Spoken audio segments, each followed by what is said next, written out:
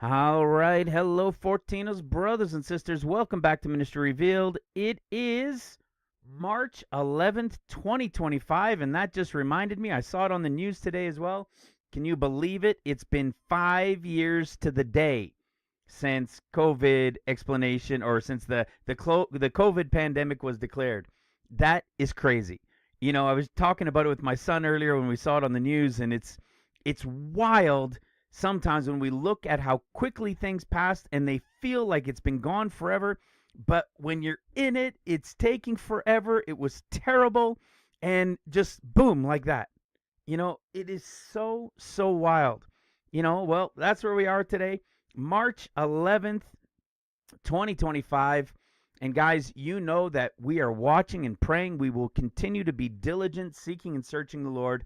And that's what we're going to continue with here today. Today is going to it's not going to be a continuation really of the last one. But I think what we did in this last one right here, I'm going to do some more in the future. Grab a chapter here, grab a chapter there, just one chapter, and focus to all the things that comes from it. I think it's exciting. I think it's a great way to see all the connections, and it'll be a good way to go forward, at least in part of the teachings going forward. And again, I say going forward, God willing, depending on where he wants to go or what time it is, right? And today we're gonna focus in on some additional revelations about this season and time that we're looking at. We've talked about lately, from Hope is Alive. Why? How could we possibly still be looking at what we're looking at now? And we realized that, of course, in the constellations.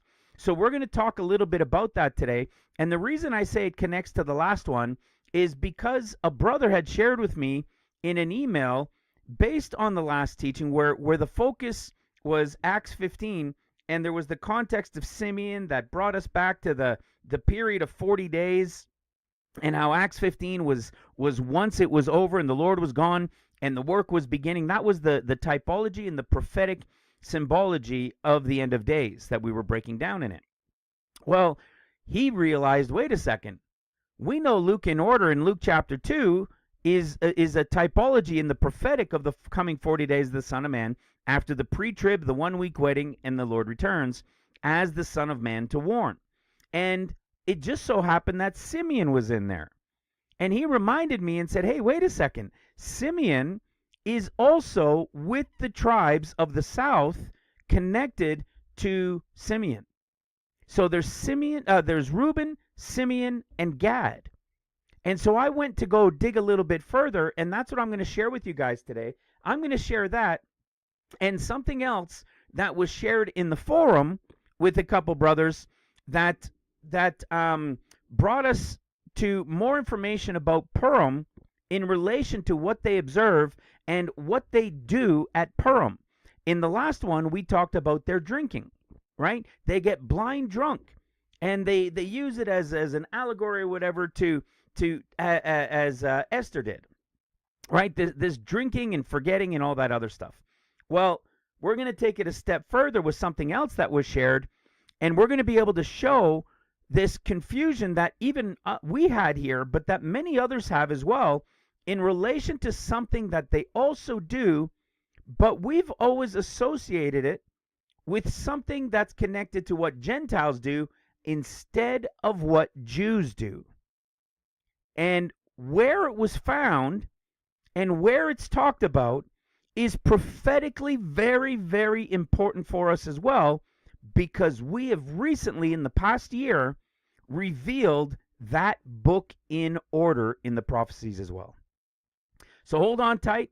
It's going to be fun. You're going to see we still have hope left. There's give or take about 10 days. Okay? We've got about a 10-day window. I'll explain. I'll touch on a little bit why, but you'll see it for yourselves as well, and you'll understand why. It's kind of, edge of our seat watching and praying right now, right? And continuing to diligently seek until. Anybody that's new for, this part that I always go into, anybody that's new to the ministry or newer, you're going to hear things that are going to sound crazy to you at first. But if you've ever read the Gospels and tried to understand why are there differences, like if you go to the Synoptic Gospels of Matthew, Mark, and Luke, And you've noticed that it's the same story, but some of them are very different from each other, almost like it's a different period.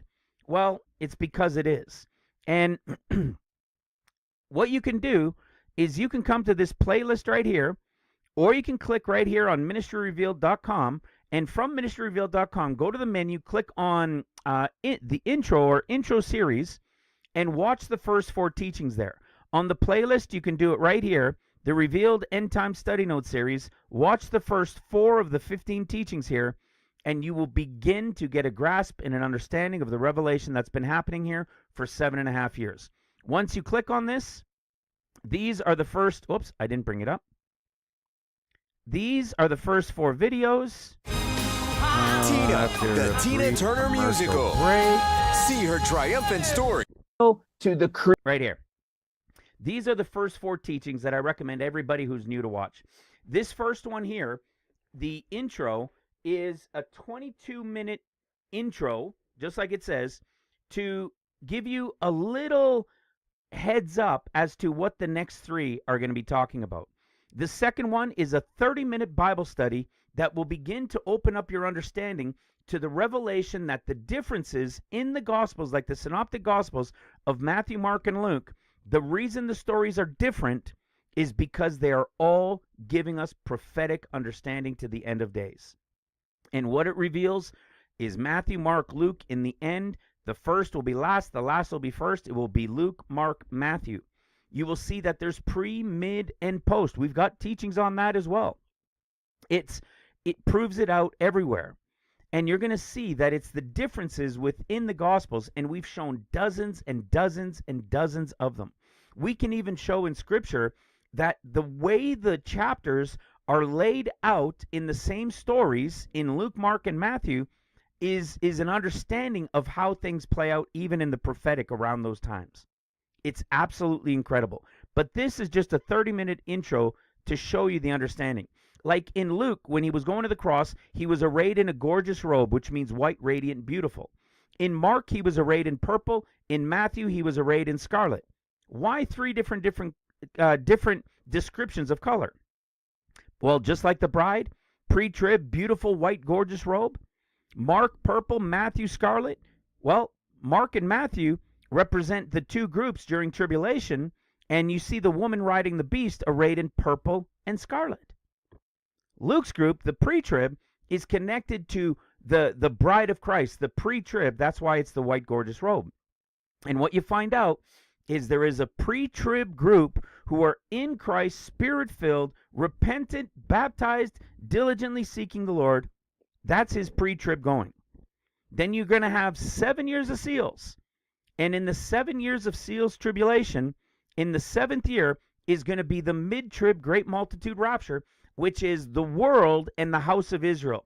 The Gentiles who are grafted in with the house of Israel, the great multitude rapture is taken out of the Gentiles, and the true house of Israel will make their way back to Jerusalem. It's all in there. It's wild. We call that the house of Israel, the Gentiles grafted, and we call that the world. The sleeping church, those that believe in Christ, but they weren't ready. They weren't diligent, they weren't seeking, they weren't repentant, they just believed. That's the sleeping church that will go through seals. But they'll be part of the greatest revival in the midst of the chaos that's coming. And then Matthew's is the 7 years of trumpets. And the 7 years of trumpets, when it's over, is at the end, in the 14th year, the Lord will return, feet down on the Mount of Olives, pre, mid, post, revealed in Luke, Mark, Matthew, over 14 years in a period called above in Luke's portion. It's wild. Now you're saying, wait a second, that it reveals that it's not 7 years as well. Well, that's why you can go to this third video, which is another 30-minute intro to begin to show you the revelation of the 14 years. There's a bigger picture, which is 21 years to the 22nd year.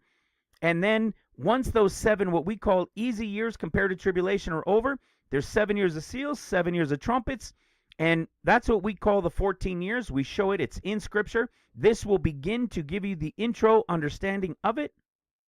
And then the 15th year would be the Jubilee, which is the same as saying the 22nd year in the bigger picture of 21 and then the 22nd year. And it's also the same as saying the end of the 49 years and then the Jubilee, which is the 50th year. Okay? It's all going to start to be open to you in these two right here. And then what you're going to say, oh my goodness, how was this not understood? How is this possible? Well, the answer is found right here. One is because it wasn't yet timing, and two, because we've all been taught from the Gospel of Matthew. And because our foundation comes from the Gospel of Matthew, everything else we go to read in the prophetic, they think, people believe that it's only 7 years long, because they think Matthew 24, Matthew 24, Matthew 24, because Mark and Luke had never been understood in relation to the differences to who they are speaking to. That's why there are people divided on whether pre, mid, post are true. All three are true. It's Luke, Mark, Matthew. But it's a revelation of 14 years. 7 years of seals, 7 years of trumpets. And this will all start to open your mind. Pray over it. Ask the Spirit to lead you in it. And I promise you, you'll be blown away. You will understand prophecy as you've never, ever understood it before. Do we have all of the answers? Nope. Do we have hundreds more than have ever been revealed before? Absolutely, 100%. And we could prove it to you throughout over 600 teachings. 7.5 years we've continued to be able to reveal these things. All right? And every time there's something new, it fits exactly. It ties into the constellations. It ties into the timing of the tribes in the wilderness. It ties into the timing of the 7 churches of the end of days that we revealed. It ties into the Gospels and how they play out. It ties into John's Gospel and how his plays out in each chapter for a year in the end of days. All the way back to the creation and the different creations that took place is the revelation of the Gospels to the revelation of the end of days. That's how powerful it is. All right? So I don't take it lightly. It's powerful, it's exciting, and it has opened people's understandings all over the world. So with that, like, share it with others. Go make comments on other people's YouTube channels, because that's how some of you have gotten here, right? That'll maybe reach more people. And let's keep making a push as we prayerfully are coming to an end. This, of course, here we are right now, March 11th, 2025, talking to you at about this time right here in Canada, in Calgary, Alberta. And this is about the time frame I believe we have left for the pre-trib to happen. Okay? Well, why is that? We know that the pre-trib, unequivocally, the pre-trib bride of Christ is connected to the wheat harvest, the first fruits of the wheat harvest, okay, of the Feast of Weeks, at the true Feast of Weeks. But John chapter 11 said that it was going to be 4 months early. John chapter 4 told us that it was going to be 4 months early.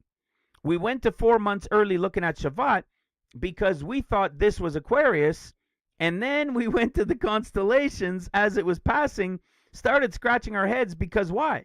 Well, because the revelation of 70 years, this is the end of it.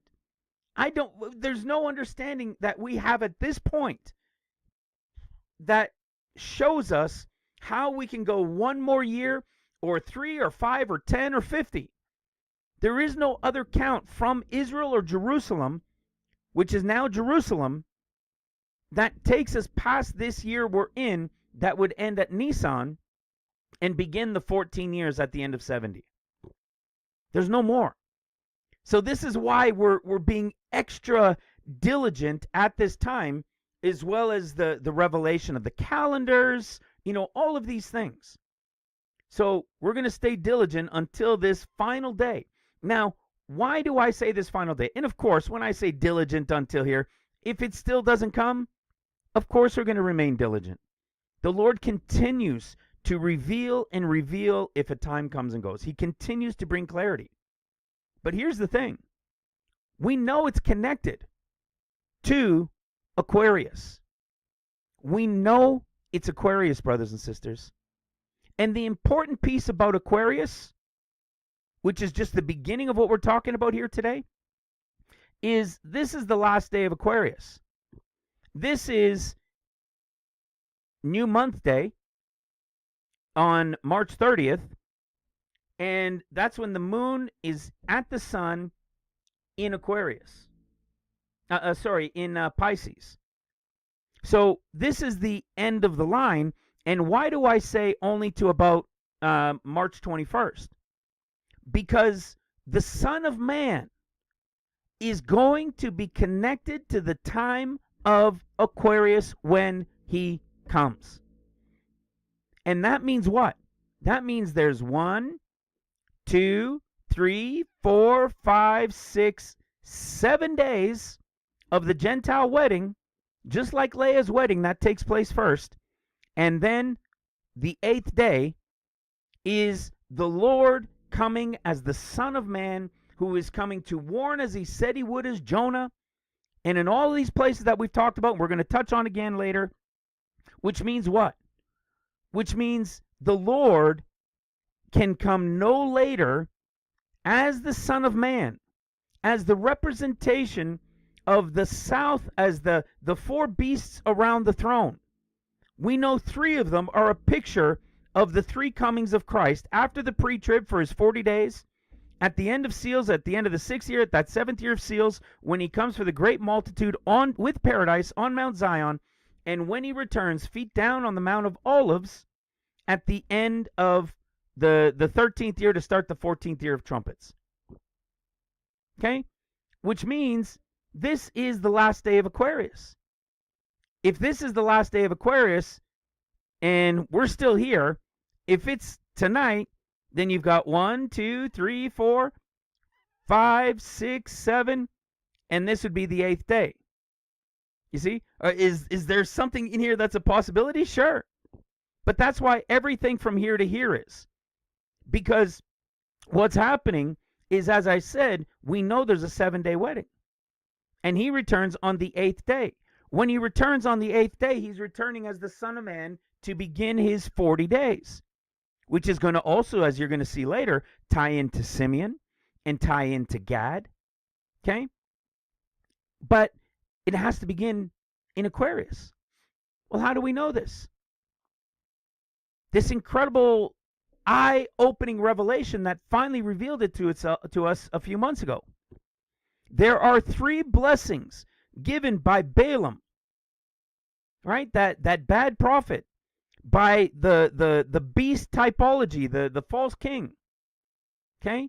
When Balaam spoke 3 blessings over the people of Israel, when Balak wanted him to curse them, God gave the words to Balaam to speak, and he blessed them 3 times.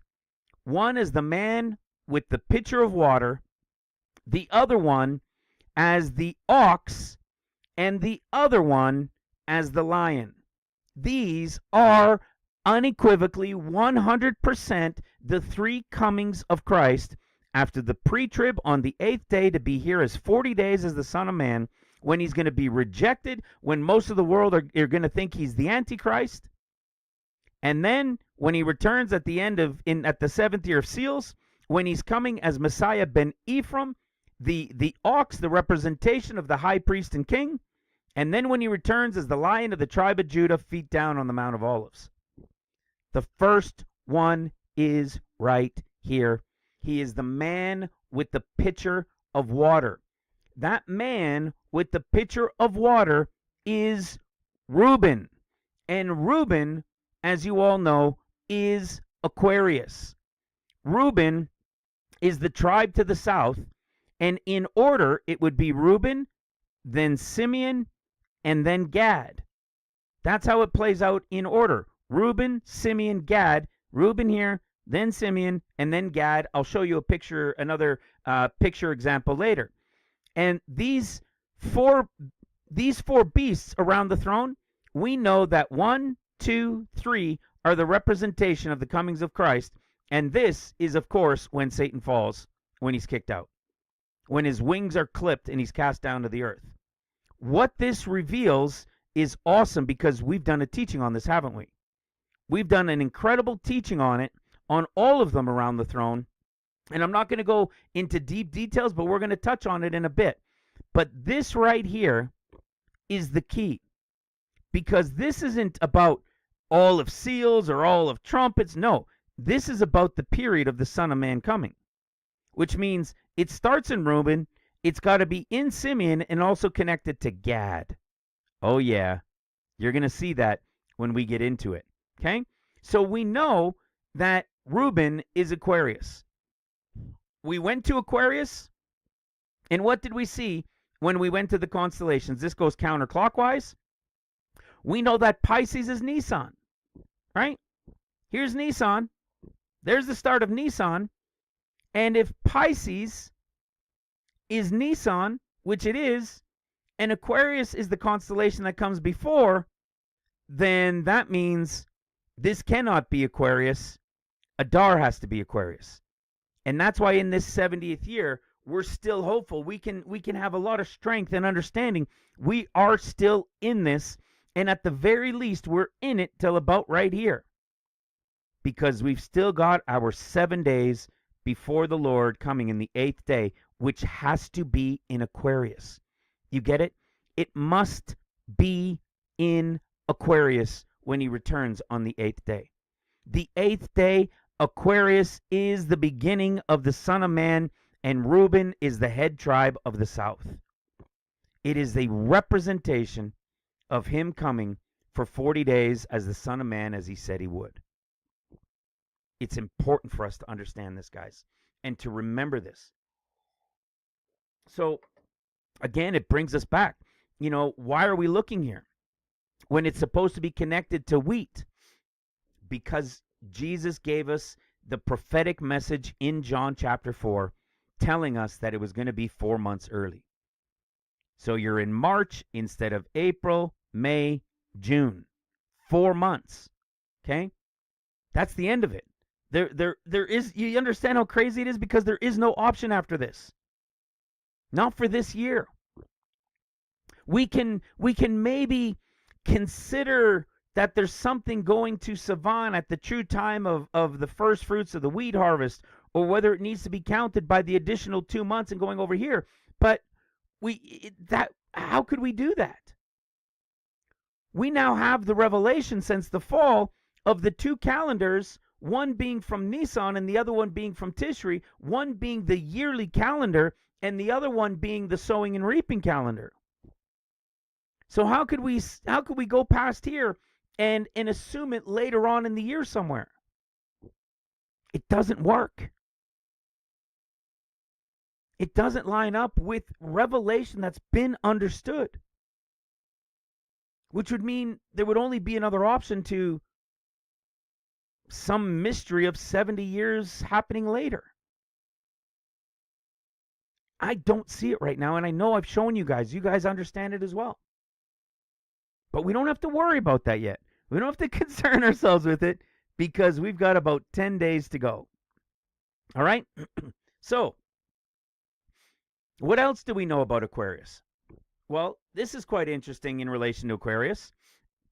We know this from Luke's discourse, which is clearly, this is the pre-trib verse right here, guys, or one of them right here. Luke 21:36, Luke's discourse, right? This is what happens before these things in Luke take place. This is the pre-trib right here. Watch ye therefore and pray always, Luke 21:36, that you may be accounted worthy to escape all these things that shall come to pass, and to stand before the Son of Man. And then it says, and in the daytime he was teaching in the temple, and the night he went out and abode in the mount that is called the Mount of Olives, and all the people came early in the morning to him, to the temple for to hear him. Well, we know this same wording, of course, right? We know that this same wording is in John chapter 8, and in our chapters to years, it's the connection to right at the beginning of John chapter 8, verse 1 and 2. And then what do you see? The typology of the Gentile bride, the woman caught in adultery, right? And her standing in the midst of them. And then he says, I am the light in the darkness. Okay? That maybe should have been the title of the last teaching. It was everywhere, right? Everything in relation to this is the coming of the Son of Man to begin his 40 days. So if this is here, when we see this wording that starts it, and this wording that starts it is the wording that's connected to the end of Luke's discourse at the time of the pre-trib, well, we're also looking for the understanding of it to be in Aquarius. And guess what? If we follow the end of Luke 21 and just go into Luke 22, as others have said to us, look at what Luke 22 goes on to talk about, right? The Feast of Unleavened Bread drew nigh, okay? Drew nigh. It was coming near. It wasn't immediate. Well, guess what? Here's your end of Aquarius. And then, look, is it drawing nigh? Of course it is. It'll only be, what, a couple weeks or so away, 2.5 weeks away. So in the prophetic, we can also see that, yes, it's drawing nigh. But why does this make a difference? Well, we all know this one now too very well, don't we? In Luke 22, verse 10, and he said unto them, behold, when you are entered into the city, there shall a man meet you bearing a pitcher of water. That is, as you know, brothers and sisters, Aquarius. Who is the man with the pitcher of water? It's Ruben, right? The connection is to Ruben, but they would say it was the Lord, right? So there's a man with the pitcher of water. Well, is this the pre-trib? No, it has to be after the pre-trib. This is when he's coming for 40 days. There's a group of the pre-trib who are going to meet the man with the pitcher of water, who's going to have that meal with them, remember? That banquet meal that happens after the wedding feast. And he's going to have it with his disciples in that upper room where he's going to gather them.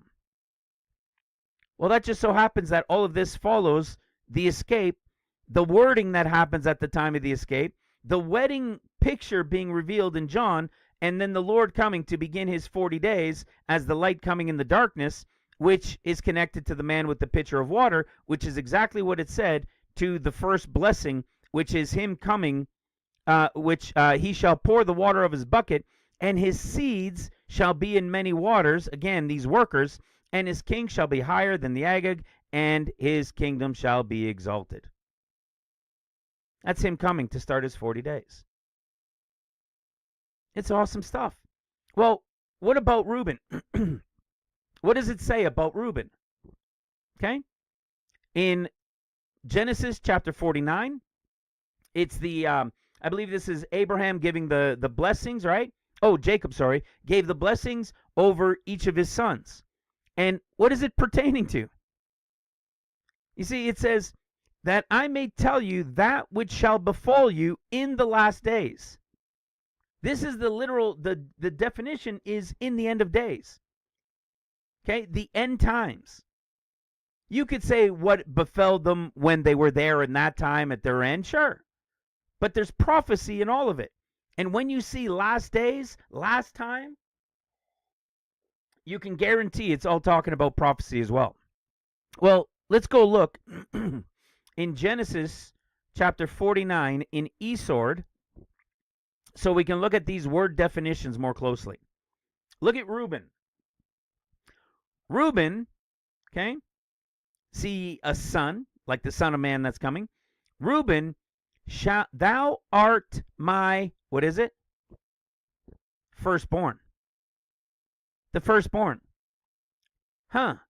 The feast of first fruits of the Feast of Weeks is the first fruits of the wheat harvest, which is connected to the firstborn.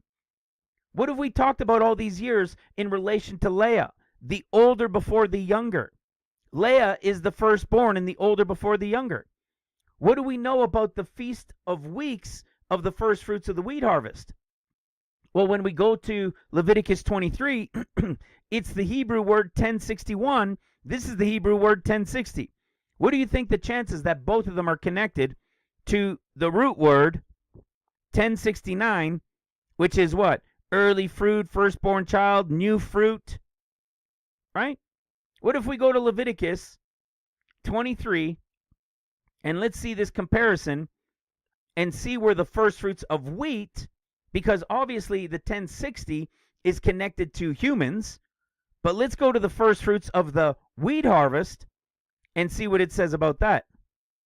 Where am I? Okay, right here. Here's the first fruits of the wheat harvest. With leaven, they are the first fruits unto the Lord, and it's the Hebrew word 1061.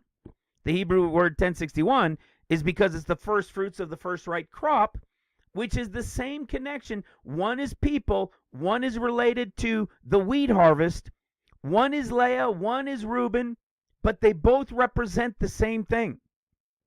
This first fruits, this first portion, and that remnant group that will remain to serve the Lord from the pre-trib that is going to be chosen to remain. They're included in this. And here's the first fruits of the crops that we always go to. This is the stuff that we should be looking at in late spring to early summer when the first fruits of the wheat is ready. But when we go to Ruben, Ruben is Aquarius. Do you think there's a reason why it's 4 months early? What do you mean 4 months early? Well, this is summertime, right? At late spring, early summer at Taurus and Sivan. So you've got Taurus, Aries, Pisces, Aquarius. 1, 2, 3, 4. There's your 4 months. Jesus said we would be as the wheat. The whole story we've tracked for years has been the revelations of the first fruit of the wheat harvest connected to Leah. And then in these last several months, since the fall, we've got the revelation of the 4 months back because it was the revelation of Aquarius. Now we can understand that Leah's connection and wheat and Reuben's connection to Aquarius and the man with the pitcher of water are both pictures of first fruits being observed at the time of Aquarius. And look at the definition. Look at the rest of it. Let's go back to Genesis 49. Reuben, thou art my firstborn, my might, and look at this, the beginning of my strength. Well, what do we know about this group? The beginning of my strength. Who is this beginning? This is the Hebrew word 7225. This is from the feast of first fruits. This is literally Jesus Christ. Okay? He is the what? The first of the firstborns. Right? Jesus is of many brethren. Remember we shared in the last one? And Reuben is connected to the firstborns, the pre-trib and the remnant group who will stay. And what is the connection to Reuben? Being the firstborn, my might, and what? The beginning of my strength, the excellency of dignity, and the excellency of power. Remember I told you what was coming for the remnant group? That we can't fully understand that group that will be the workers that will serve the Lord, that are chosen from among the pre-trib group before they're taken. All right?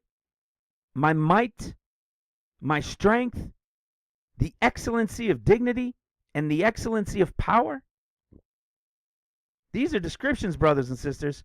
But what is this word beginning? What if we go to Genesis chapter 1? Because remember, Genesis is the story of the whole end of days as well in the big picture. And what do we get? The beginning. Who's the beginning? Christ. It's the same word, 7225. And what does the gap theory, right, that people claim is a reason for millions of years or billions of years, we know it represents the first 7 days in another creation, right, that mystery creation. We know that if we were there in the dimension of time, it would have been as 7,000, because 1,000 to us is like a day to the Lord. A day to the Lord is 1,000 to us. And what does this represent in the end of days? The 7-day wedding, right? It's also a picture of the 7-day wedding. Now, how can we say that? We know, first of all, the beginning. We know it's the Spirit of God, the sons of God, right? Those who have the Spirit of God are the sons of God. We know the remnant of them that will remain to serve him. And when does the Lord come? When he comes to begin his 40 days, he's coming as the light shining in the darkness. Which means in the creation stories, this gap theory is the picture of the 7 days. And this, of course, would be the beginning of his 40 days. And it would appear that his 40 days in relation to the story here in Genesis, yes, there's the 50 days. It's 7 days. The 8th day he comes. There's 40 days. And then there's the anointing of the Holy Ghost. Okay, we understand that. But it would appear from this that the 14 years would begin at the coming of the Son of Man for 40 days. This is the same picture we get in Revelation with the first seal. The first seal is the Son of Man returning from the wedding as the white horse rider. And it's also the beginning of seals. So it's the same picture, just like you see here. It's the first day, or quote unquote 1,000 years that play out, or the 1 year in the time of the end, would begin at him coming as the light shining in the darkness, which means it's connected to when he comes as the Son of Man, connected to the south, starting in Ruben, which is Aquarius. Now, we just saw the definitions, right? Firstborn, beginning. We see that beginning is connected to Christ. It's the first group at the beginning. It's connected to Leah. It's connected to a wheat, but also to firstborn being people. It's Aquarius. There's no way around it. What about now where this could end up being? Now, we've only got about 10 days. Is it really that big of a deal? No, but we want to make sure we're understanding this, right? And we've talked about this in Psalms 19. Again, why do we talk about it in Psalms 19? Well, the same reason we went to John chapter 8. You saw the picture of the pre-trib bride, and then you saw him coming as the light shining in the darkness. And what do you have? Chapters to years. Excuse me, the start of the 14 years. And when we went to Genesis, we can do the same thing by going from Genesis 7 going into Genesis 8.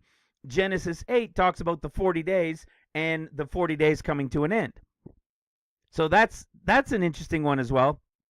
But in Psalms, look at it right here. There's the events that we say are the events of the chaos at the pre-trib and the events that will happen during the week. And then what do we have? Psalms 19 in chapters to years. Psalms 19 equals the coming of the Son of Man at his 40 days. And according to the chapters to years, it would mean the 40 days begin at his coming. The 40 days begin at the start of the 14 years. Hence, it's connected to year 1 of the 14 years. Well, remember what it says about it, right? We talked about this just recently. Their line is gone throughout the heavens. And why was that seemingly something very important? Well, because right here, there was all of the heavens, this alignment parade of the planets that won't happen again until September 8th, 2040. And we explained why that was a big deal. But why was this a big deal? Maybe as the marker for us. Maybe as their line has gone out, now we should have been grasping some understanding by paying attention to what it was. And many people have, but it's hard to really know. We're not astronomers, right? We're not like the wise men that were out there that understood the sun, moon, and stars. But guess what? He's given us scripture. He's given us his word. And we have his was, is, and is to come. So here we are looking at this as like the start, like this is that month that we're praying for to be paying attention to. Things begin from here. And what are we looking at? Of course, either it's going to be connected to here or it's going to be connected to here, right? Now, why do I say that? Psalms 19, as we saw, of course, says their circuit, right? So their line has gone out. That happened from the end of last month to start this month. And it says, which is as a bridegroom coming out of his chamber and rejoicing as a strong man, ready to run a race. His going forth is from one end of the heaven, and his circuit unto the ends of it, and there is nothing hid from the heat thereof. Now, why am I showing this? Why am I going into this again? Because it brings us to this important piece of this definition of circuit. Okay? This Tekufa has two definitions to it. And the two definitions is the course of the sun, so a revolution for the course of the sun, which is a time lapse, right? Or sorry, the circuit of the sun, so the course of the sun, and the other one is a revolution of time, okay, which means a year. So where is the year's end? Well, according to the calendars, according to the sun, right? What did it say? His son, right? Bridegroom coming out of his chamber, which is a circuit from one end unto the other. Yeah, there we go. A tabernacle for the sun, okay? And so what do we see? We see the circuit of the sun right here, okay? There's your springtime starting up right here. So we have this period of a year's end. That means it better get to it right away, right? What's another option? Well, maybe there's something to Purim. Maybe it's a Purim and then to here, and then the Lord comes here. You see, but time is running out. We're going to touch on this towards the end about Purim as well. Some more revelation, more understanding that came from it. And all of these things are what? In true Aquarius. So what's the other option? Well, of course, like I said, we had the equinox. Here it is. This is Pacific time. So California, Vancouver, right, in Canada, is March 20th, 3 a.m. So it's early in the morning, which has it, in this area right here. Okay? This would be the timing to the year's end and the new year. That time seems to have most likely passed, unless something happens later tonight. Okay? I would say that seems to have likely passed. But there is another year's end. Okay? And that's this one right here. And we'll see the options, but it doesn't mean other things can't happen within here. Okay? We're gonna break some of these things down. And that's kind of what I was getting at with this other one right here, was to say, don't forget, this one right here is another year's end. Okay? This year's end, just like I said, one is a revolution of time, which relates to the compass of the sun, right? The going about of the sun. And the other one is of the count of a year. And we know from the calendars now that the calendar is Nisan 1 is the beginning of the year. And we're looking for something that is also this revolution of time. Which one are we looking for? Are they both included? Is this one have to go by so that this one can be the one that it happens at, but this one had to be connected? I don't know. But we understand it has this connection to a year's end, and now here we are with two of them at hand. You'll remember in the last teaching, this is what I was talking about earlier, that our brother had mentioned about, in the last one about Simeon, okay, from this last one. And this mention with Simeon was very interesting because Simeon is here in chapter 2 of Luke, which is our Luke in order. Okay?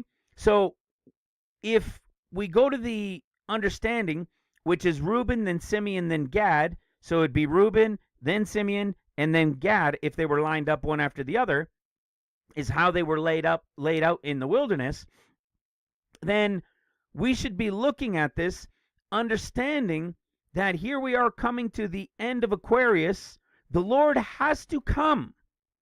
I really want you guys to understand that, so that we can understand and not go too crazy within our minds as people try to figure out what might be excuse me, later in the year, or at this point or that point, and all throughout the year. Because the scriptures told us it's the man with the pitcher of water. So hopefully we can take a deep breath and just continue to diligently seek and search him. Okay? But what happened is when we went into Luke chapter 2, and we see this is a picture of the birth of the Son of Man, and it represents the typology of the coming of the Son of Man in Luke in order, and that means there would be a connection to this 40-day period of time in which Christ is here that should also be connected to, you guessed it, Simeon. Simeon. Simeon, which means hearing, right? Hearing, and what else was it? It means to hear. It goes further than that as well. Yeah, to hear intelligently, obedience, and so forth, okay? But this is what our brother had posted about it. Hey, wait a second. We know Luke in order. And if Luke in order is after the 7-day wedding connected to John, and that remnant group being ready on the 8th day, like John being in the wilderness, this group that's been in the wilderness and will be in the wilderness during the time of seals, and you've got the 40 days of the Son of Man that follows next, the typology of his birth, and we have Simeon as the second one in the order, and here he is in Luke chapter 2, holding the Son of Man. And when did he come to him? On the 8th day, right? After his circumcision. Okay? So you had the circumcision after 8 days, and then he was presented to the temple. And when he was, now remember, that 8 days is not the 8 days of the pre-trib in Luke chapter 1. It's just the events of what took place in the is, okay? The is from creation to Christ. Or sorry, the was is from creation to Christ. The is from Christ until the moment of the pre-trib. And from the moment of the pre-trib till the end, it's the was. The is to come. So you have the was, the is, and the is to come. The events that are spoken about in here are also events that literally took place. So we're not looking for this breakdown to be so specific in the 40 days that there's going to be a circumcision of some baby during the 40 days on the 8th day of the 40. No, it's just the picture of the 40 days of the Son of Man. But here it is. The Lord was presented to Simeon in the temple on the 8th day of the 40. So if we go to Nisan, here's Nisan. There would be 1, 2, 3, 4, 5, 6, 7, 8. This would be like the circumcision date, right? And he's being presented now in this time frame, in the typology of the prophetic timing that we're looking at here, where he would be presented to Simeon. And it just so happens that Simeon is in the book in order, that the book in order that was revealed to us from the last teaching that we've understood, that then talks about the Son of Man, who is the light to lighten the Gentiles, right? The light to shine the light on the Gentiles, the light shining in the darkness that we showed in so many connections. In the last one that we just saw in John chapter 8, that we just saw in Genesis 1, that we're seeing here, that we'll see in Isaiah 9. All the same timing in relation to the 40 days of the Son of Man.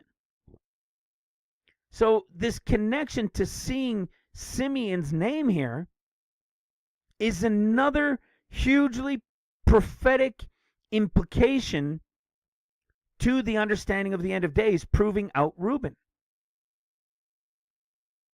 We're going to see something here that's going to prove out that the Lord will have to be here during all three of their times. What? What do you mean during all three of their times? Well, let me show you what they were like in the wilderness. Hopefully this picture will pop up again. There we go. Okay. It's just laid out differently. This is to the south, okay? So you have Ruben, then Simeon, and then Gad. And what you're going to see is that when the Son of Man comes for 40 days, he's going to fulfill this period of time. Meaning, he's coming as the man with the pitcher of water, right? The disciple, the remnant group that will remain to serve, is going to gather themselves to him, where he's going to have that banquet meal with them after the wedding. He's going to be here during the period of Simeon, which is connected to Luke, which was given to us in the description from Acts 15 in the last teaching, when James says, look, Simeon told us that he was coming for the Gentiles first to call a people unto himself. And then he's also going to have to what? Fulfill Gad. How is he going to fulfill them all? In their definitions. We covered Ruben, right?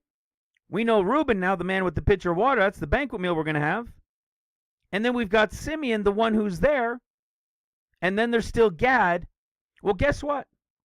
When the Lord comes at the end of seals, let's bring it up on this chart. So this was for you to see them, how they lined up in the wilderness. But now watch this. When the Lord comes at the end of seals, how long is it going to take him to fulfill all of this? Do you think it's going to be like the first the last year of seals and 3.5 years of trumpets? No. When he's coming with heavenly Mount Zion, he's coming as the unicorn, the ox, the bull. Right? He's coming as Messiah ben Ephraim. That was the second blessing. This is him, period, when he comes. And then what is he going to do? Well, then you have Manasseh, and then you have the wolf. Benjamin is represented as a wolf. It doesn't mean the Antichrist is going to be Benjamin, okay? But Benjamin means wolf. Well, what do we know about the wolf? In John, in order, in chapters to years, there's year 1, 2, 3. What happens in the third year, about 2.5 years into seals? The beast, the Antichrist, gets his power to continue for 42 months. That's when he's really going to be the beast. Okay? And what do we see? We have the warning of the one who is a thief who comes in by another way to the sheepfold, not by the door. And what's he called? He's called the wolf. He's the wolf. The wolf. The wolf comes but to steal and to kill, to scatter the sheep. Who is the wolf? It's the beast of the end of days. And when the Lord comes at the end of the sixth seal, what do we know is he's going to do when he comes as Messiah ben Ephraim, high priest and king? We know he's going to what? Kill the beast. So the beast was, and then is not because he's killed, and won't be brought back until Satan is cast down. So when the Lord returns on Mount Zion to gather the people in the mid-trib great multitude, he's coming as the ox, Messiah ben Ephraim. He's going to kill the wolf, right? The beast and the 10 kings with him. And what is he going to do? Well, we have the olive branch, arrows, and of course, Numbers 13. We've covered this in a previous teaching, right? You guys will remember this teaching here. This was an awesome, awesome teaching. This wasn't very long ago either. Right here. The tribes in the wilderness. When I went through them and broke them all down, explaining them, it's phenomenal. And to be able to do it and include it with the 7 churches of the end of days and how it plays out, it's over the top how crazy awesome it is. Okay? But what do we know the Lord, when he comes as Messiah ben Ephraim, right, the ox, and kills the beast and the 10 kings that are with him, represented as the wolf, then what is he going to do? He's going to gather the great multitude, which is the olive branch. Right? What olive branch? Well, it's the Gentiles who were grafted in to the house of Israel, which we showed in Genesis chapter 8, stayed yet 7 other days. That's the 7 years of seals. And then what do we see? The olive leaf plucked off. What is the olive leaf? It's also a branch.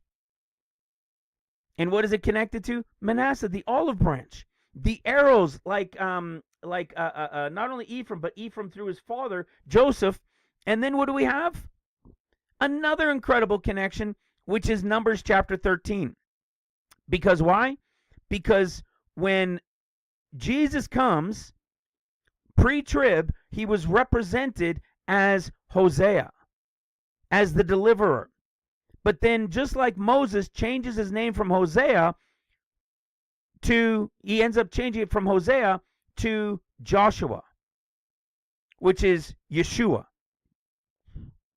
And here he is coming when he gets that name change. And what do we know ends up happening to Joshua, Yeshua? He's the one that leads them over to the promised land when he comes. So is the Lord fulfilling all of this in like the last year and then another 3.5 years? No. He's going to fulfill this within just probably less than that 1 year of the last year of seals. This is that setup place just for this to happen. When we go over here, when it's the third blessing, and he's coming as the Lion of the tribe of Judah, what do we know? An ass under burden for Issachar. Why is that? Because we know it relates to Matthew, right? The again that's going to happen. That's why Matthew has the colt and the ass. But in Mark and Luke, it's only the colt. Because we know the again is going to happen, which is him being brought in with the ass and with the colt. When he returns feet down at this time, he's connected to the Lion of the tribe of Judah when he's coming to tread the grapes. This is exactly when he comes. And then, what is he going to do? Zebulun is a ship. Well, we know it's going to be as it was in the days of Noah, and it starts with 40 days, just like Luke chapter 4. And it's going to be those in the ark, those protected, compared to the destruction that's coming to the rest. How long does all this play out for? I don't know, a few days? These aren't things that are stretched out over long periods of tribulation.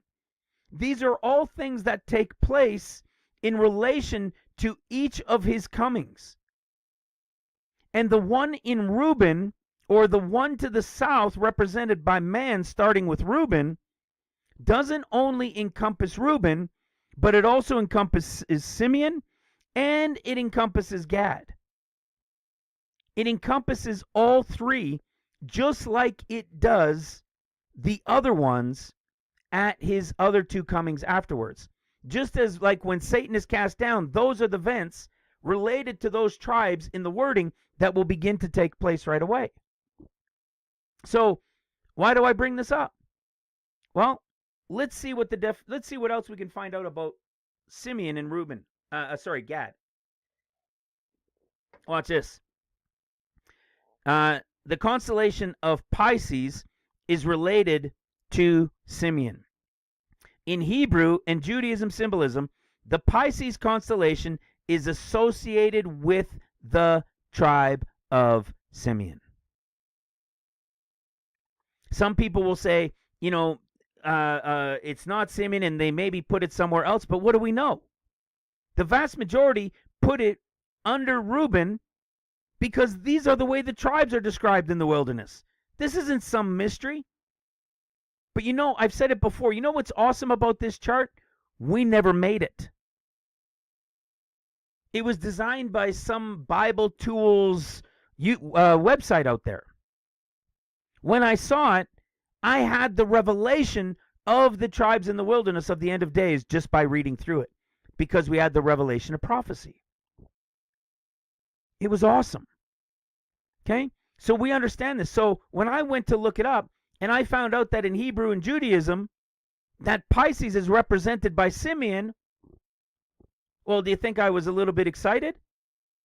Of course, because if this is Reuben and this is Simeon, then what do you think Aries is going to be? Well, let's have a look. Aries. Yeah, let's see what Aries would be.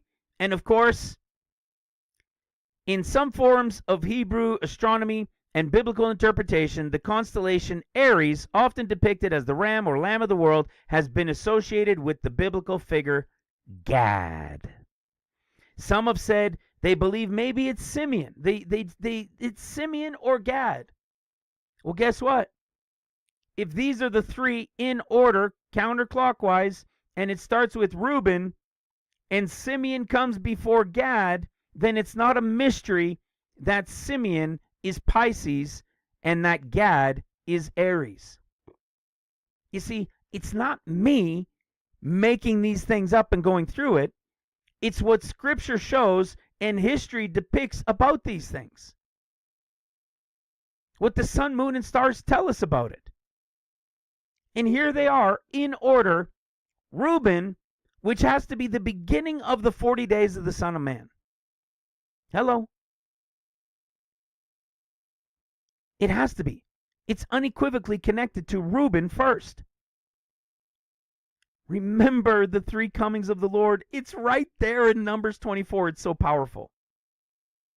But if he's here for 40 days, and the period of time represented by him as the Son of Man is this 40-day period, is it only supposed to represent Reuben? Or should it also have a connection to Simeon? And should it also have a connection to Gad? I believe the answer is all three. This whole period from Reuben, Simeon, and Gad represent the south.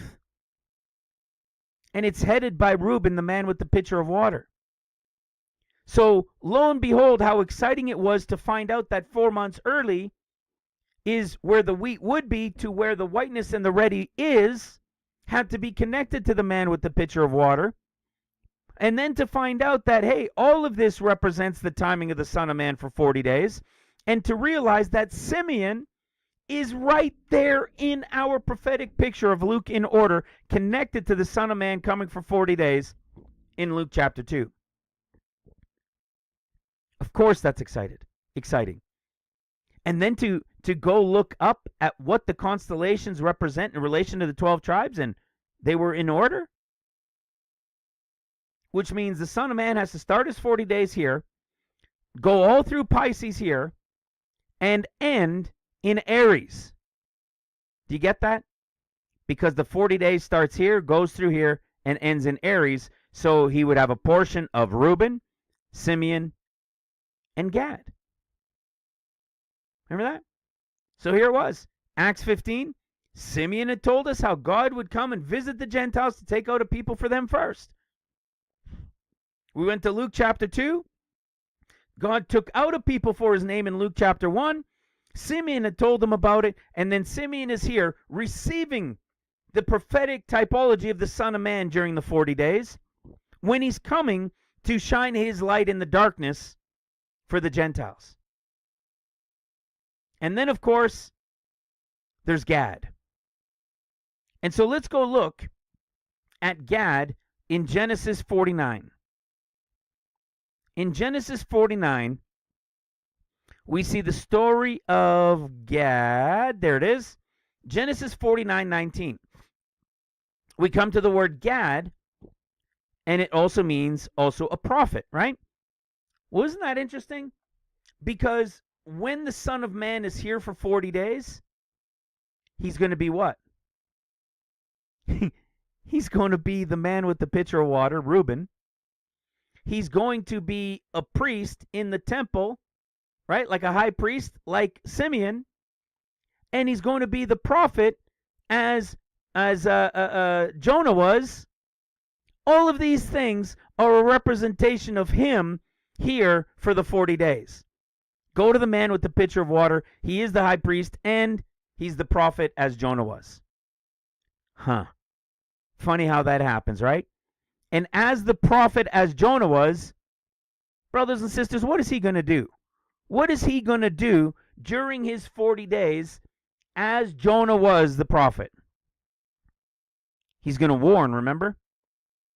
Isn't he going to warn about an attack, an invasion, and an attack coming? Isn't that exactly what he does as the Son of Man for 40 days? He's coming to warn as Jonah was. You remember what happens? What happened in John chapter 7? In John chapter 7, when they said, oh, what good comes from Galilee? John 7:52. And they said, and they answered and said unto him, art thou also of Galilee? Search and look, for out of Galilee ariseth no prophet. But what do we know about a prophet from Galilee? Jonah. Jonah was the prophet from Galilee. And here we are looking at Messiah coming as this representation of all three of these, and the last one being the one who is a prophet. And when he's warning as Jonah, the prophet from Galilee, he's warning this time of what? An impending attack. An invasion that's coming to who? To Jerusalem. Right? He's warning of what's coming in the attack from Jerusalem. Again, it's just right here. Attack, invade, overcome. This is precisely what we've been talking about, that Jesus is going to be doing when he comes for 40 days. But before he does, we know he's going to be the man with the pitcher of water who's going to gather that remnant server disciple group to have a banquet meal with them before he's then represented as the high priest and then the prophet warning. These are all the things that he's doing during his 40 days. And when we come to Isaiah chapter 9, we see that same thing that we've talked about many times. The light affliction that comes in the north on Haifa and Tel Aviv in the prophetic. And that's going to take place during the wedding week in heaven after the pre-trib. And then the Lord comes on the 8th day. And what is he coming as? There it is again. The light shining in the darkness.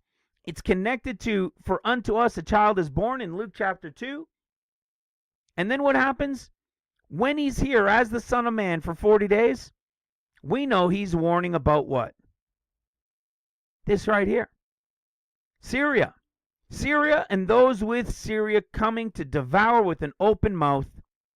And for all this, the Lord's anger is not turned away, right? For all this, his anger is not turned away, but his hand is stretched out still. For the people turneth not unto him that smiteth them, neither do they seek the Lord of hosts. Therefore the Lord will cut off from Israel head and tail, branch and rush in one day. The first attack that happens in the first week while the wedding's happening, after millions have vanished, tens of millions of people have vanished, there's an attack from Iran on Haifa and Tel Aviv. Then the Son of Man is here for 40 days. He represents all three, of which the third one is the prophet, like Jonah was, who is the light in the darkness, who is warning, as he said he would as Jonah, about the impending attack coming, that when they see themselves compassed about, they're to flee to the wilderness. Remember this? This is all part of the differences in the Gospels, right? In Luke chapter 11, compared to Mark, compared to Matthew, excuse me, this is a big one in the differences that many people over the centuries have used to compare and say, see, the scriptures are just simply written by men. Because look at the contradiction of Jonah to what Jesus says. In Luke chapter 11, he says that he would be as Jonah was, a warning for 40 days. The church tries to tell us that Jesus already fulfilled this. We know it's prophecy for the end. In Mark's gospel, he says there would be no sign, and he got in the ship and he left. And then you go to Matthew, and he says he would be as Jonah was 3 days and 3 nights in the heart of the earth, which means the resurrection will be on the 4th day, not the 3rd, which is prophecy as well. You see, these all relate to the pre, mid, post, or the 3 of his comings, not directly pre, mid, and post, but to his 3 comings. That is exactly what we're reading about in Numbers 28, the Ruben, right? Ruben, Ephraim, and Judah. This is the first one. And what does it say? Well, he would be as Jonah the prophet. Gad, hello. Excuse me. For as Jonah was a sign unto the Ninevites. Okay, Jonah was the sign. So who is the sign? Jesus is the sign. Okay, unto Judah this time. So shall also the Son of Man be to this generation, which means the end of days, the last generation. And then he talks about the Queen of the South. Oh, interesting, right? He's talking about the Queen of the South. Our sister Petra shares a lot on this in relation to the Queen of the South. And when you go to the Queen of the South, oh, wait a second. Look at where Ruben is. The Ruben, Simeon, Gad is connected to what? The South. Where does the remnant group of workers who will remain to serve the Lord as his disciples, as the Priscillas and Aquilas, the Moses and Elijahs, right? Where the Smyrnas, where are they all coming from? They're all coming from here, through this Kohath connection right here, this priestly line of workers chosen. Now, are they all Jews? No, it's a Gentile worker. It's right there. We talked about it in the last one. We've talked about it in others. It is a Gentile workforce of disciples that he's using this time. Actually, it was Gentile back then too. But it's connected to what time frame? The South.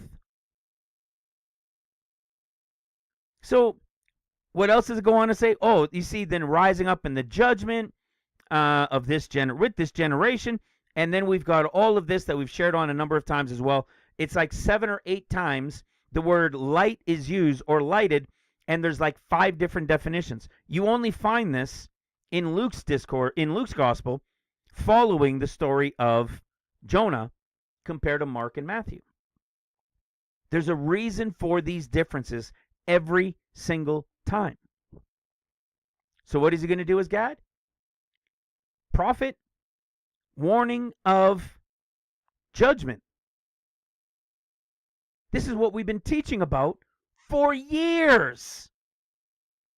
And now we can go to the sun, moon, and stars and see them in order that the Lord is representing them as this portion under Reuben. And we've now got them covered in what he is portraying in them through all 3 of the tribes when he comes. That's all new stuff. Right? Where else do we see the Lord warn? Right here. Right? In Luke chapter 19. Luke chapter 19 is also a big deal. You guys will remember this. This is all about the triumphal entry.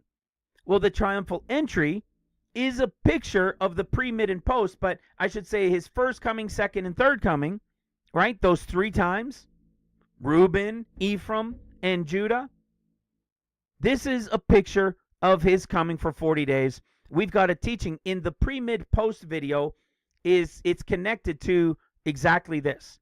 And so here he is coming as the Son of Man for 40 days. That is the prophetic picture in it. And then what does he do? Well, you find this wording only in Luke's gospel. There's a reason. Every time you see that, there's a reason. And what does he say? The exact same typology of what we were showing in Jonah, when he said he would be as Jonah was for 40 days. Which is connected to what? What he's going to represent as Gad. And when he came near, he beheld the city and wept over it, saying, if thou had known, even thou, at least in this thy day, the things which belong to thy peace, but now are hid from thine eyes. For the days shall come upon thee, that thine enemies shall cast a trench about thee, and compass thee round about, and keep thee in on every side. He's warning about them about to be surrounded all around, and then an attack coming upon them that won't leave one person left. And it says, and shall lay thee even with the ground, and thy children within thee, and they shall not leave in thee one stone upon another, because thou knewest not the time of thy visitation.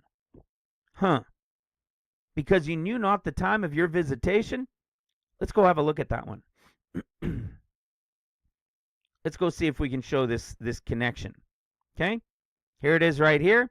We see that it's connected to his triumphal entry, which is, again, that picture of him coming for 40 days in Luke's. And because they knew what? They didn't know the time of their inspection, their visitation, which is connected to the word 1980, which is what? That's right.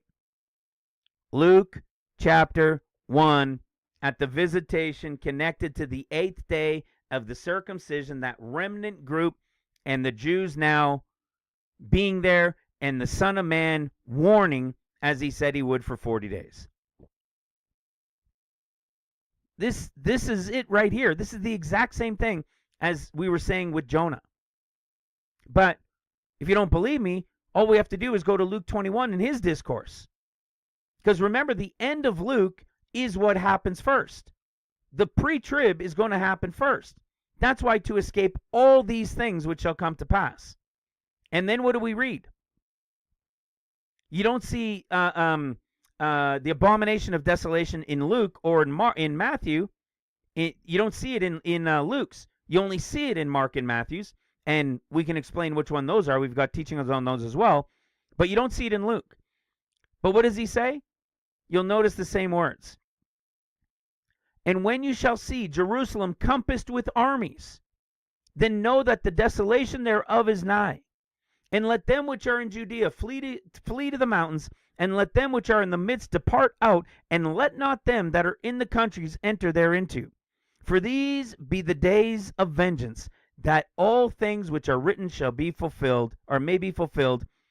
But woe unto them that are with child. Remember? So they're going to be compassed about with armies. Woe to them that are with children, because we know what's coming. And to them that give suck in those days, because these are the days of vengeance. They'll be led away captive, tread down until the time of the Gentiles is fulfilled. That's the end of seals. You see? This is the same prophecy for the time of the end while he's here warning for 40 days. This here is him being as Jonah was, which is the representation of what? Him playing the part of Gad. Playing the prophet as Jonah was. When he's Simeon, he's playing the part of the high priest, right? As the priestly, the one that could heal them and do these things, which when the Lord is here for 40 days, he'll be doing many miracle signs and wonders. And when he starts, he will be as Ruben, the one who is the man with the pitcher of water, that the remnant chosen, the disciples, will go to gather to him to have that banquet with. All represented by his 40 days. So if he's representing all of those during his 40 days, and all three of those during his 40 days, and all three of these are the representation of them in order, then what are the chances he's going to be here dealing with those three portions, at least in portion in Aquarius, in Pisces, and a portion in Aries? Makes sense, doesn't it? Certainly does to me. So if we go look at the chart again, and he's going to fulfill all of these, and there's the remnant workers connected to this group right here as the Gentile labor that he's going to use, his servants during this time, and he's going to gather them and then go out and preach and do those things and then warn about the compassing about as Gad. It makes sense to me, as I'm sure it does you, that if they represent all of these and there's a year's end in it, which is connected to his 40 days of his coming, and at the very latest he must begin in Aquarius, well then, where are we supposed to put it? You see what ends up happening? He fulfills all of them, right? He ends up fulfilling all of them. Watch this.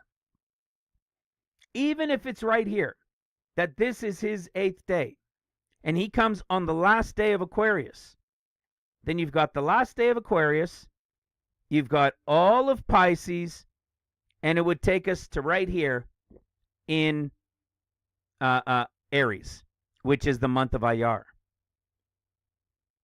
Look at, we're in the 7th day of Iyar, which means there's more days in here where this all could take place, as long as some of it is also in Iyar.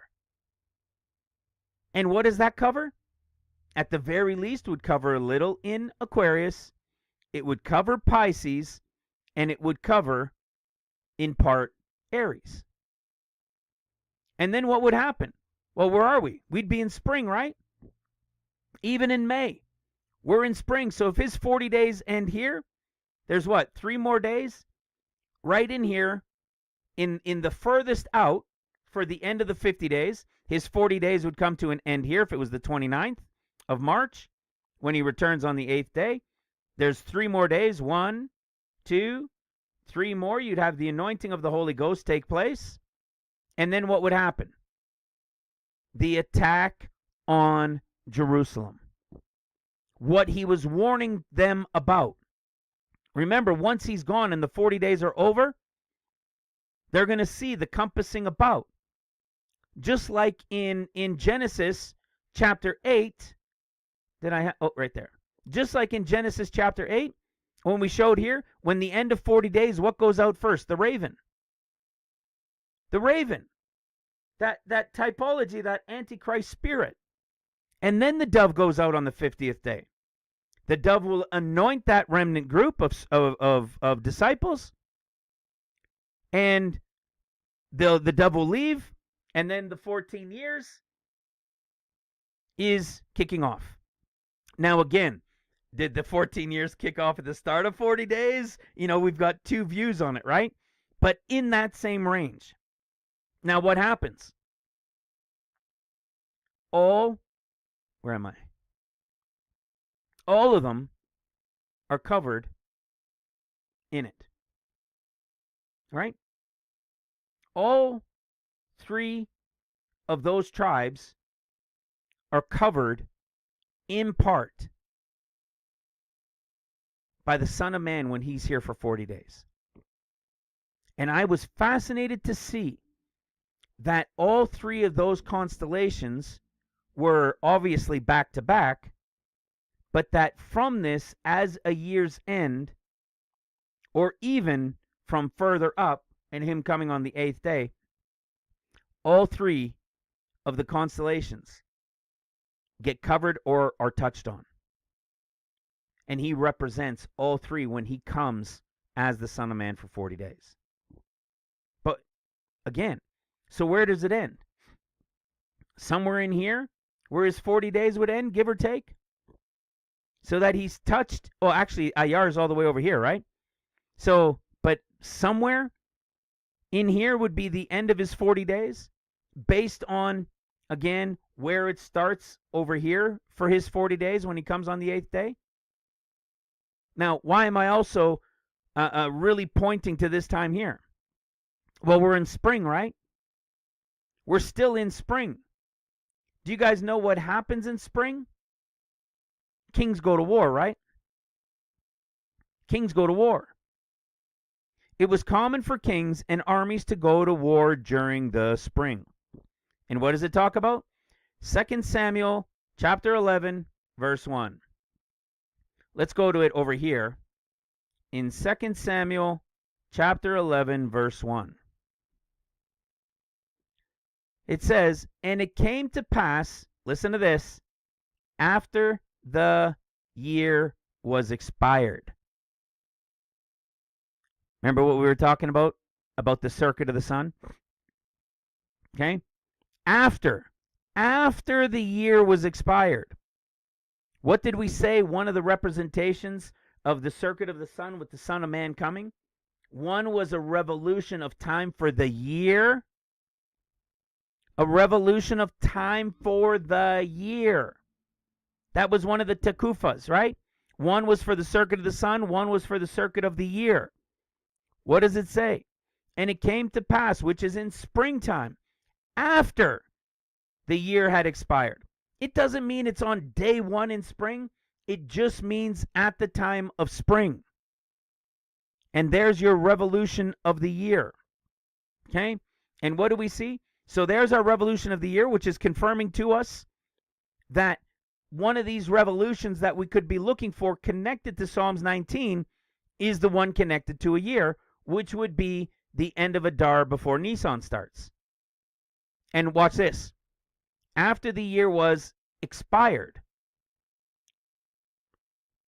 Teshubah, right? And there's 2 definitions of it. And what is it? A recurrence of time or place A reply as returned, answer, be expired, return. So what is this talking about? Again, it's just what we were talking about a moment ago. It's talking about being after the year is expired, sometime in the spring, which goes all the way to here, is the time when kings go to war. Well, that's pretty timely too. Now we've got biblical connections telling us that kings go to battle in the spring. And the only way we get to this understanding is by understanding from Numbers 24, John chapter 4, leading us to Aquarius, revealing to us the three tribes connected to it, to the timing of Christ, having to be Adar, Nisan, and Iyar, and when his 40 days are over and his warning comes to an end, it's Iyar, which is in the midst of spring when kings go to war. Hello. These are connections for us, guys. This is all connected. So as I start to wind this down, it's going to be an earlier one for you guys today. So again, right, like we were saying, where does the 14 years really begin? Is it going to begin at the 40 days, or is it going to begin after? It certainly looks, according to this and according to the seals, that there's your 7-day wedding, and here's him coming as that light in the darkness, right? And I want to show you guys something now that we touched on part of this in the last teaching, but now we're going to take it a step further. Some of you guys will know this. There's 2 books in the prophets that we've revealed in order, okay? Now, when I say in order, we've got Hosea in chapters to years, right? We've got Zechariah chapters to years. We have Jonah. Actually, we have Jonah in order too, actually, but in reverse, right? It's so wild. And what are the other 2 that we have? We've revealed stuff from Isaiah, Jeremiah, Ezekiel, Daniel, a little bit from Lamentations, right? Not much in Obadiah, Jonah, Micah. Well, you'll remember there was an older one that we did about the book of Joel. And the book of Joel, we also know in order. Well, what were we talking about here tonight? What have we been talking about? The first coming of the Son of Man, the second coming, and the third coming. Numbers 24. Okay? Well, what do we know about Joel? It's the same story in chapter 1, compared to 2, compared to 3. And listen to what we read in Joel chapter 1. Okay? For those of you who don't know this teaching, I'll show it to you here. All right. So you guys can go and look for it. It's called Joel in the Is to Come. It's over 3 years old. It's about 3.5 years from October 7th, 2021. Okay? So it's been a while. And this is Joel in order. And in Joel chapter 1, remember what we talked about in the last video? About what Purim is connected to? That at Purim they get blind drunk?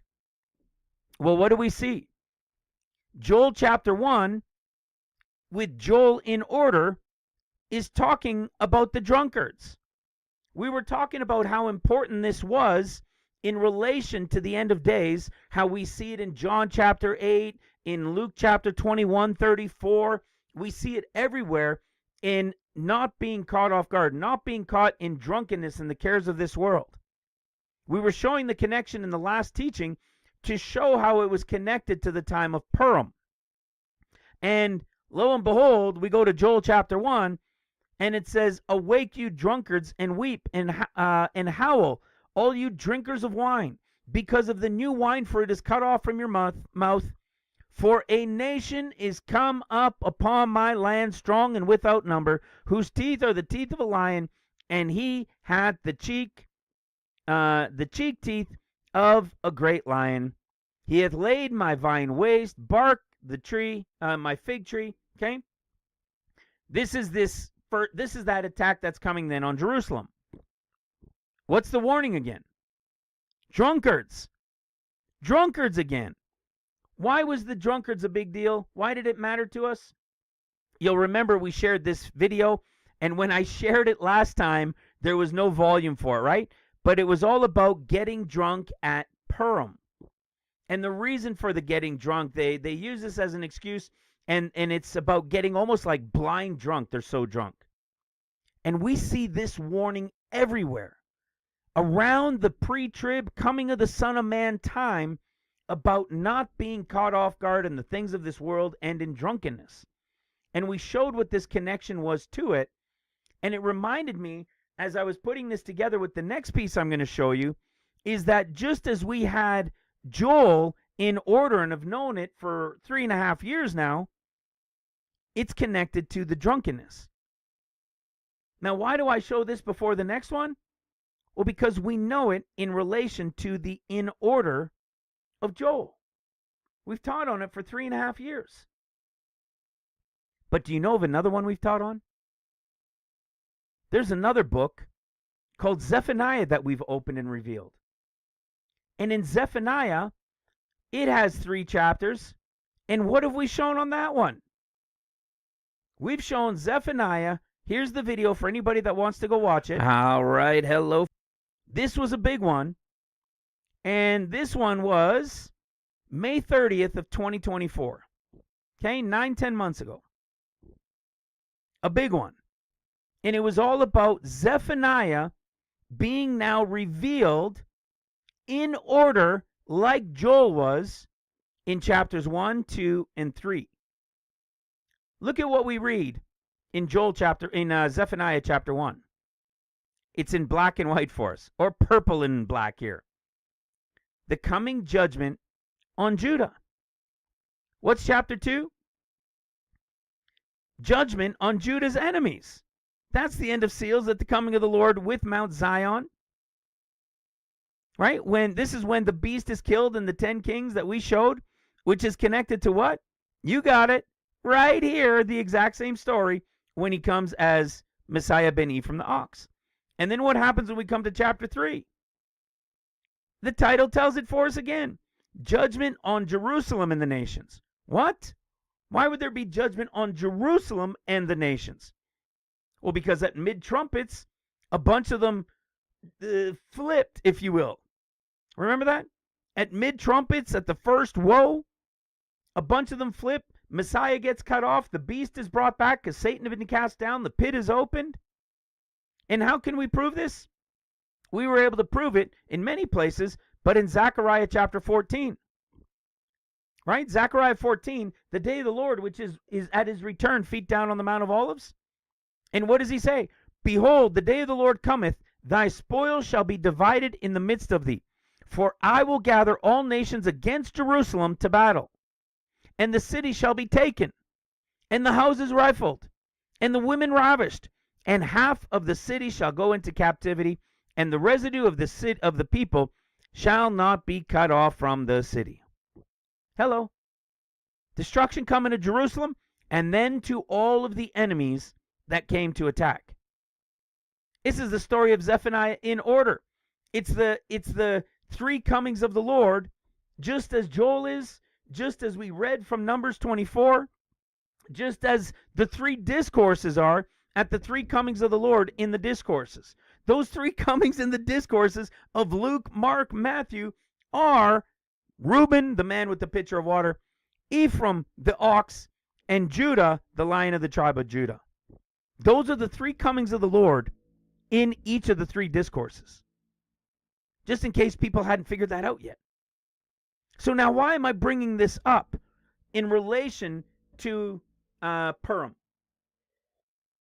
Well, in Zephaniah, and this was in this conversation in the forum, and for anybody, when you hear me speak about the forum, if you're new to Ministry Revealed, you can go to ministryrevealed.com, go to the menu, click the menu box, and click forum.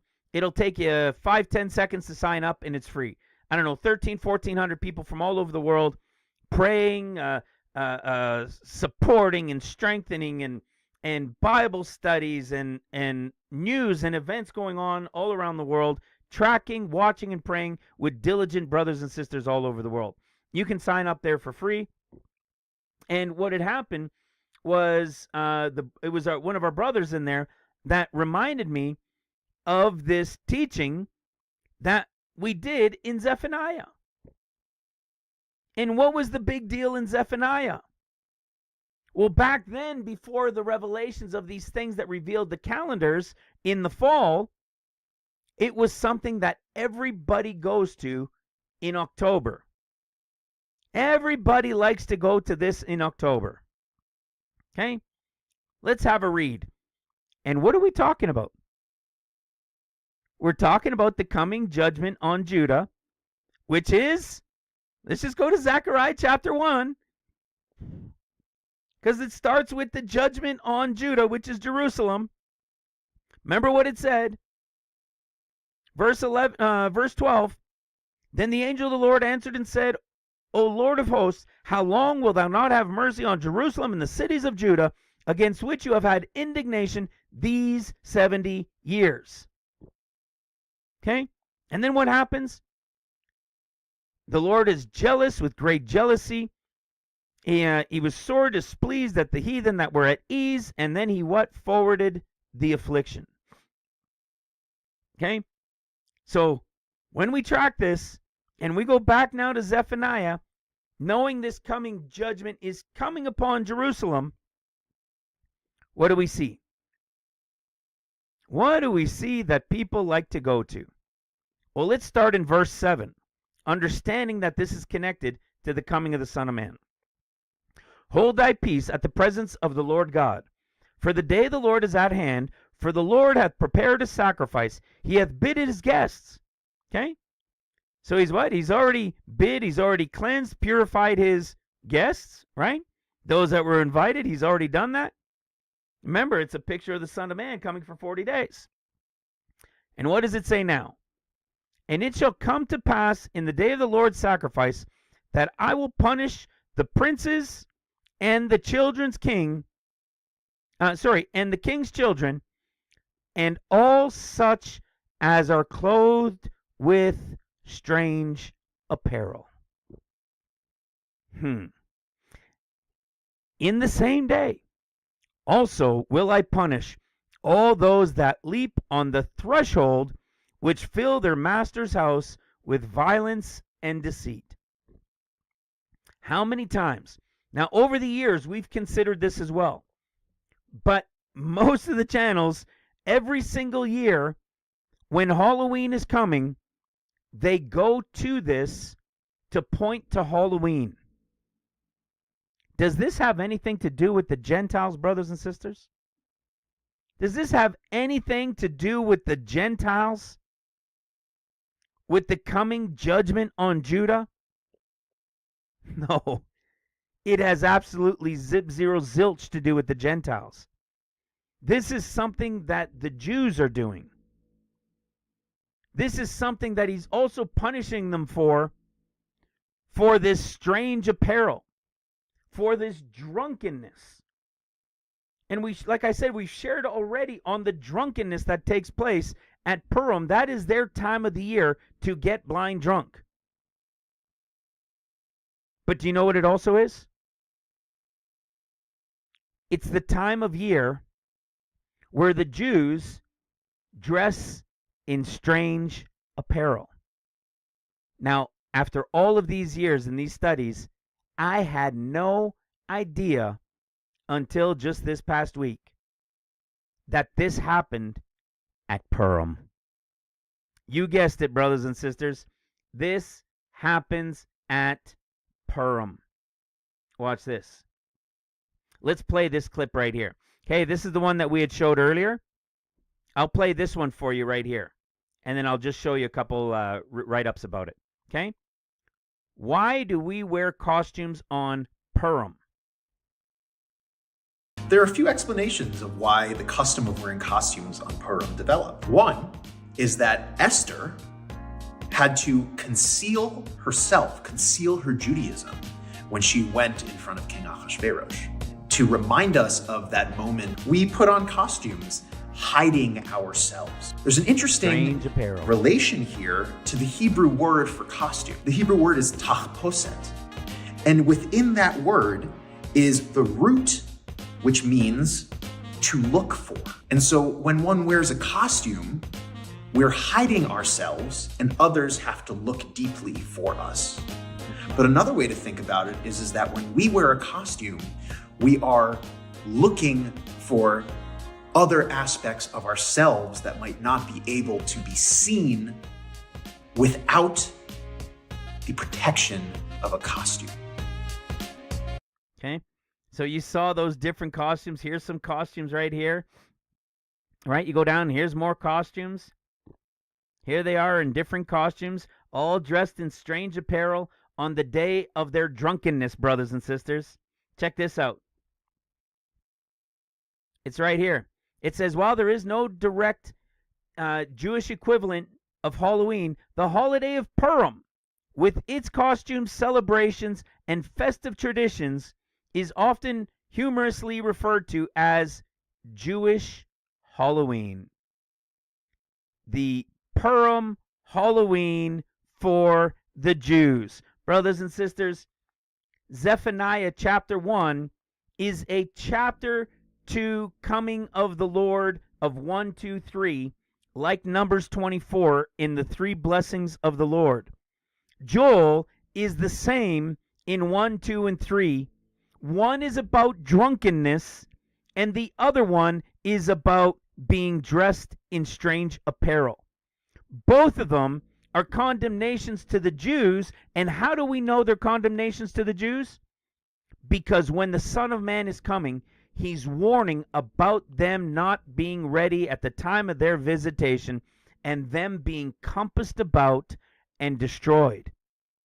And in 2 of the books that we had revealed that have 3 chapters each and have shown for over 9 months and over 3 years relate to Luke in the coming of the Son of Man, Matthew in the coming of the Son of Man, and Mark in the coming of the Son of Man, and Matthew at the coming of the Son of Man.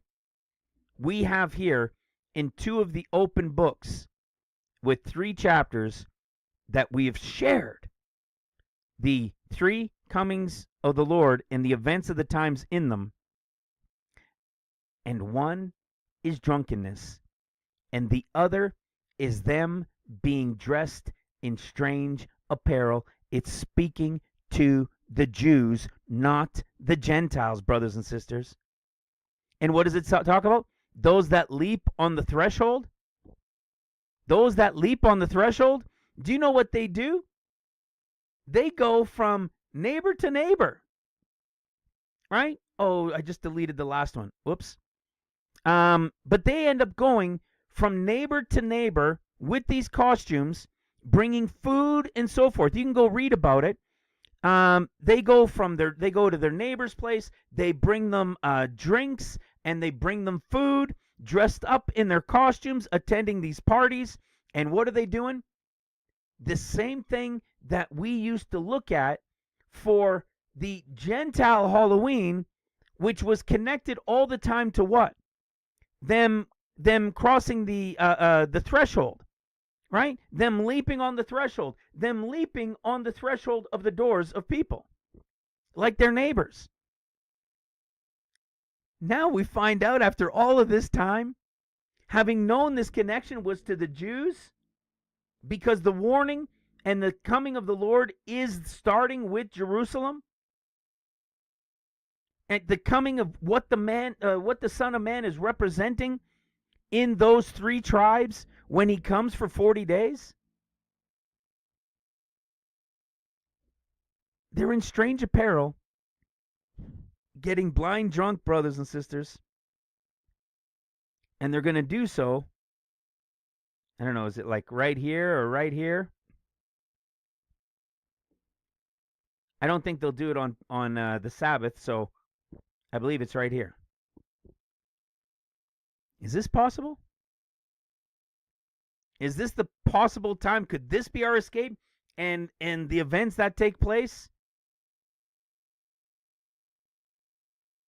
You see, we can still be hopeful in this, guys. We're still in this neighborhood. We're in this time frame. All of this is still connected to these three right here. Is it really late in the year?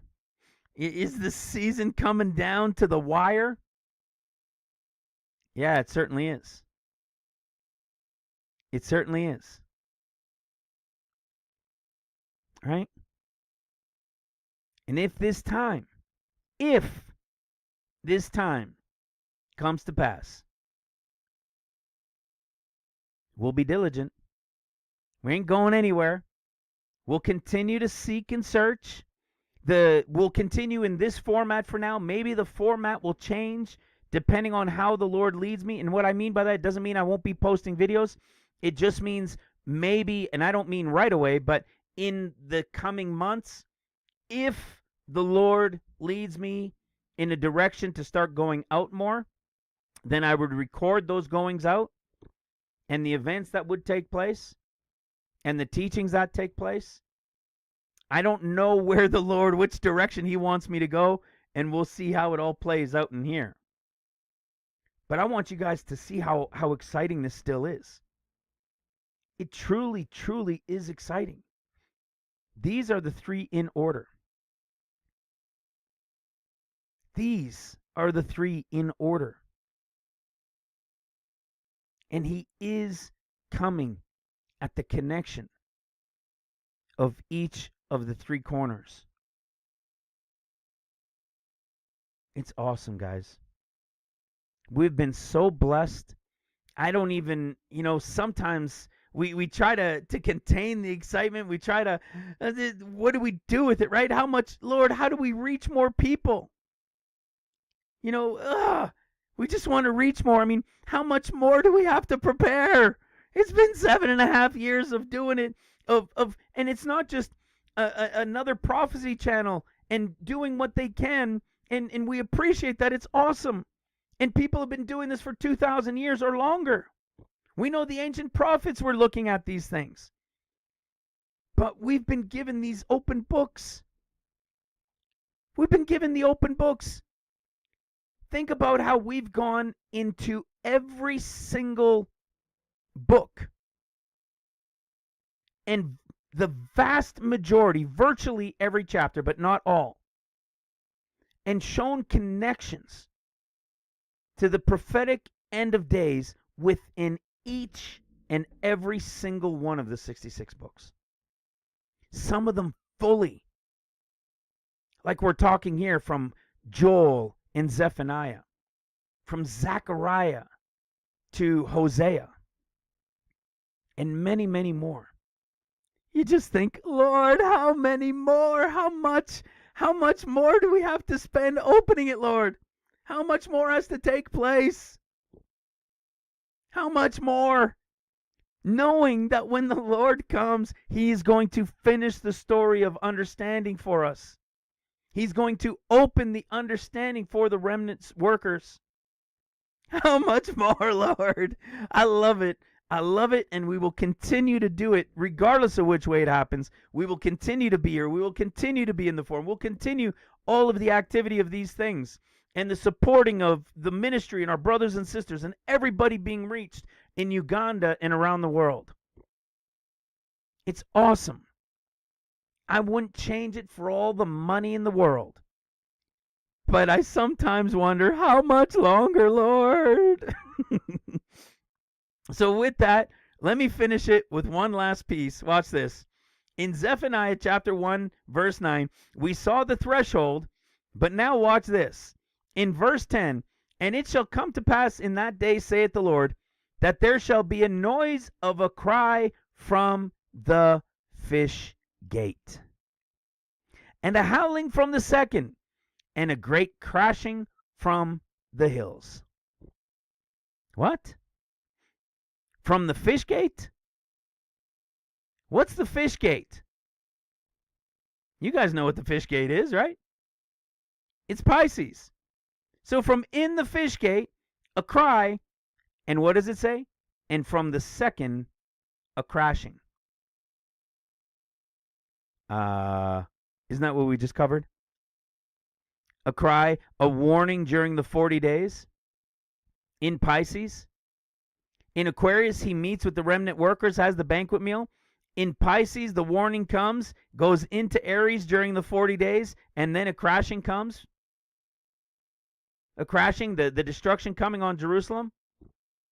Starting from a cry in Pisces in the fish gate. And from the second Aries, a crashing. I told you. The continuous, right? This has been continuous for 7.5 years, hasn't it? It's continued and continued. One little piece.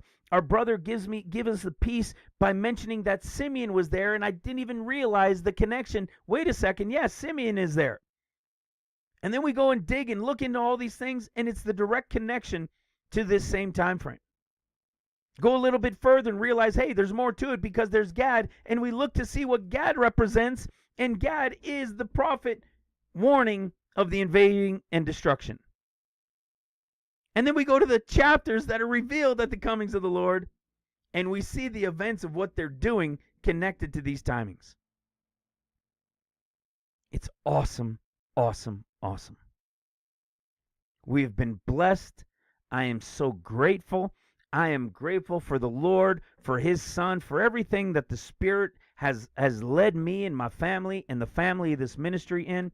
I wish there was millions of people understanding it around the world, but I understand we are a people being prepared. And though we will continue to share it, continue to try to reach more, until that time comes, the Lord will bring in who is meant to be brought in, and we will just do our job in continuing to share, continuing to strengthen, continuing to draw each and every one of us closer as the revelation gets more clear and more detailed and just fills us with greater and greater joy, just as it said in 1 Peter chapter 1, with a joy unspeakable.